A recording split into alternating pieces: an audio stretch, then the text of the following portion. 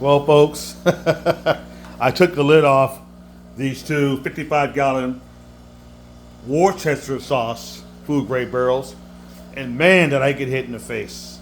Man, my whole freaking garage shop slash indoor aquaponics garden smells like Worcester sauce. Oh, it's strong. So this is how I normally start these projects with these aquaponic, turning these tanks into aquaponic barrels, fish tanks, I should say, 55-gallon barrels. Put a little dishwashing liquid in there, in each one of these, and then I'll fill them up with water. Well, I won't fill them up with water all the way. I'll just put like 5 gallons of water in there in each one, and I'll wash it out. And I'll probably do that tomorrow because it's a little chilly outside. I don't want to open my garage because I got it nice and warm in here for my plants and all that and everything. And I just don't feel like going outside and open that garage door right now. So, I'll do this tomorrow, and I'll wash them out, start the process. I was gonna keep these lids for these 255 gallons. These are 60 gallons next to it. They don't have the lids. I'm gonna have to cut openings, cut the top of these off. These off. They don't come with lids. And do the same thing with those tomorrow, and start the process of turning these 55-gallon food grade barrels. Man, that Worcester sauce is strong. It's strong, y'all. It smells good, but it's strong. Start the process of turning these beautiful barrels, well, they're not beautiful now, turning these barrels into beautiful fish tanks by painting them on the outside and then putting acrylic on the whole outside of the tank, putting nice, beautiful painted mirages of different things, and they'll look pretty just like the other ones do. They won't even look the same on the outside. They'll look like art. And then I'll start plumbing them up. After that, I'll start plumbing them up. I have to plumb them with the intake pipes and drain pipes and the swirl filters. I design my own swirl filters. Turn them into aquaponic tanks for more fish. Each one of these will have between 10 and 15 bluegill in each one of these. So that's a lot of bluegill. Well, bluegill they don't get real big. They get big enough. They get between, I'm saying, 8, maybe 13 inches at the most. Good eating fish. Good fish to have for aquaponics because bluegill can handle colder weather. They're not like tilapia. Tilapia need to be above 70 degrees, and tilapia get big. They get way bigger than bluegill, and tilapia would be too big to go in these tanks.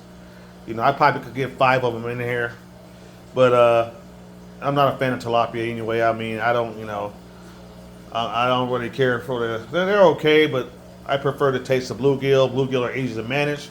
They're a smaller fish. I can breed them also, and I like the taste. of them. So, and they're more hardier than the tilapia. Like I said, the bluegill can take lower temps, and we'll be fine. So you don't have to worry about them dying on a cool night like tilapia. Tilapia are tropical. So tropical species of fish from Africa, actually. Tilapia are native to Africa. People think they're man-made fish. Tilapia are not man-made fish. They're native to, I'm trying to remember where in Africa, the Middle East or whatever, but they're native. They're not man-made. They're hybrid fish. They have been hybridized, but they're not man-made fish. So, I'm going to go ahead and start this and tomorrow, and one of my journeys, between the DIY aquaponics, DIY solar, and all that. My little small urban homestead and hobby keeps me a little busy here. So you can grow a lot of food in small spaces, people. People think you need 1,000 acres to grow food. No, you don't. People think you got to go buy a whole bunch of land to grow food, and the reality is That's just not the case. Especially if it's just me. I have a daughter. It's just me. I'm single. Um, Although I'm looking for acreage, I'm going to get my land in East Texas. East Texas, I'm coming from you for you. I am getting my land in East Texas, but I'm still going to do aquaponics. I will never do traditional farming, people. Never. That's not my thing. I'm more of a what you call an introverted homesteader. I believe in using technology, so forth, with old ways. Aquaponics is one of the oldest ways of growing food, actually. And I believe in less labor. Aquaponics is less labor intensive. It's way less labor intensive than traditional farming, because aquaponics, you don't have to dig in the ground. You don't have to do this. You don't have to do that. If you are an elderly person or if you are a disabled person, aquaponics is a perfect form of growing food for you, because you don't need big tractors. You don't have to bend over as much. None of that. You don't have to dig in the ground. None of that. None of that. So for all my people who are elderly or disabled people, please try aquaponics. It's a good way to grow food if you're in those two categories, or if you don't have a whole lot of space. Like I was saying before. But yes, you have to. It's more. I would say it's more engineered, because you have to do all this stuff with the equipment. You have to learn how to test water. You have to learn a little bit about plumbing. Stuff like that. But it's less labor intensive, way less labor intensive. If you are disabled, if you're in a wheelchair, or if you got back problems, you can do aquaponics, people. You can still grow food if you're disabled aquaponically. There is a way for you to grow food. You don't need a bunch of land. You don't have to, bend over in the soil and all that growing aquaponically.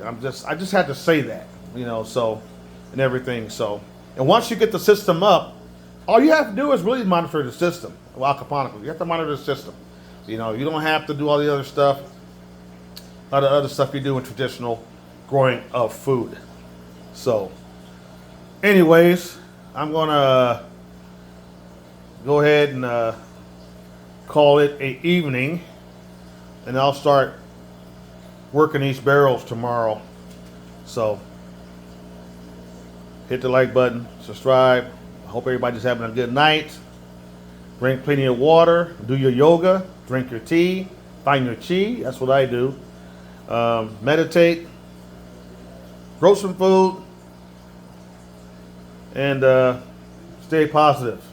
Till next time.